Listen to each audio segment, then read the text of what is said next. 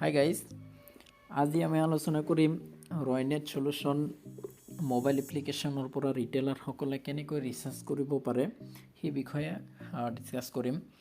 Roinet application যিখন Android apps আছে সেই এপছৰ জৰিয়তে ৰিটেইলাৰ সকলে Roinet-ৰ যিসকল ৰিটেইলাৰ আইডি লৈছে বা যিসকল CSP আইডি লৈছে সেই সকলে কেনেকৈ মোবাইলৰ জৰিয়তে মোবাইল এপ্লিকেশনত মোবাইল ৰিচাৰ্জ কৰিব পাৰে যিকোনো কোম্পানীৰ ৰিচাৰ্জ চাই জিঅ হওক বা এয়াৰটেল হওক ভোডাফোন হওক আইডিয়া হওক বা তেনেকুৱা ৰিলায়েন্স BSNL হওক যিকোনো কোম্পানীৰে যিকোনো অপাৰেটৰৰে আপুনি ৰিচাৰ্জ কৰিব পাৰে বা DTS ৰিচাৰ্জও কৰিব পাৰে বাট আমি আজি আলোচনা কৰিম মোবাইল ৰিচাৰ্জৰ বিষয়ে। তো প্ৰথমতে আমি এপছত ইয়াতে আহিলো ইউজাৰ কোডত CSP কোড বা ৰিটেইলাৰ কোডটো আমি মাৰি দি দিম। তো আমি ৰিটেইলাৰ কোডটো দিলো দিয়াৰ পিছত পাসওয়াৰ্ড দিব লাগিব পাসওয়াৰ্ড দি দিলো পাসওয়াৰ্ড দিয়াৰ পিছত সাইনিংত ক্লিক কৰিব লাগিব তলত যেটো সাইনিং আছে সাইনিংত তো আমি সাইনিংত ক্লিক কৰাৰ পিছত আমাৰ লগইন হৈ গল লগইন হোৱাৰ পিছত আমাৰ হোম পেজটো এনেকুৱা খুল খাই গল money transfer ledger list transaction list top and request wallet to account name Razorpay top up New PG, Yes Bank, Aadhaar Pay, Yes Bank, APS, BBPS, CMS, Fino, BBPS, New ICICI Bank, APS, Apply Demand, CMS, Airtel, এইবিলাক গোটেই services আছে বা option বিলাক আছে তার তলৰ পিনে সব ইউটিলিটিজ এন্ড বিল পেমেন্ট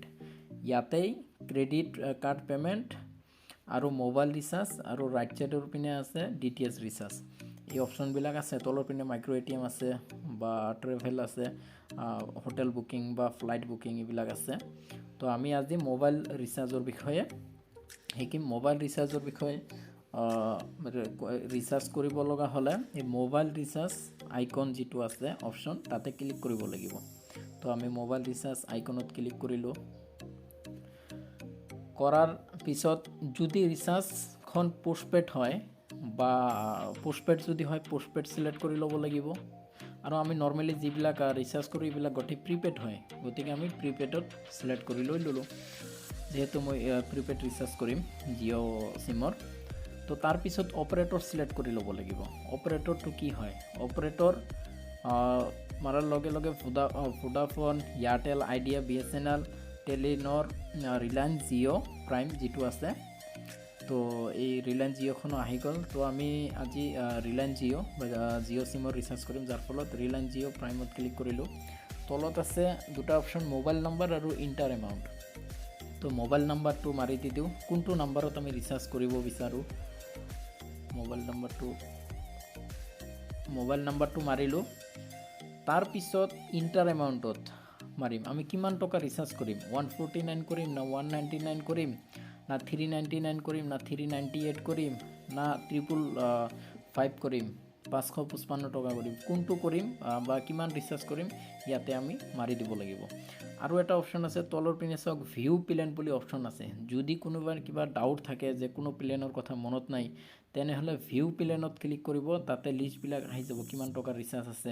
কোনটো ৰিচাৰ্জত কিমানখিনি সুবিধা পাব কোনটো প্ল্যানত কি পাব কিমান দিন ভ্যালিডিটি আছে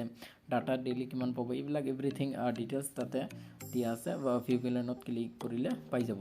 তো গতিকে যেহেতু মোৰ কনফাৰ্মেশন আছে প্ল্যানটো মই 555 টকা ভৰাম যাৰ ফলত মই 555 টকা মাৰিলো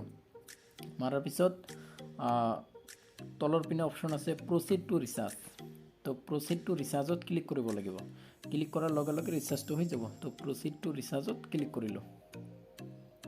ক্লিক কৰাৰ লগে লগে ৰিচাৰ্জখন সাকসেসফুল হৈ গল ইয়োৰ ট্ৰানজাকশন নাম্বাৰটো দিছে 81583988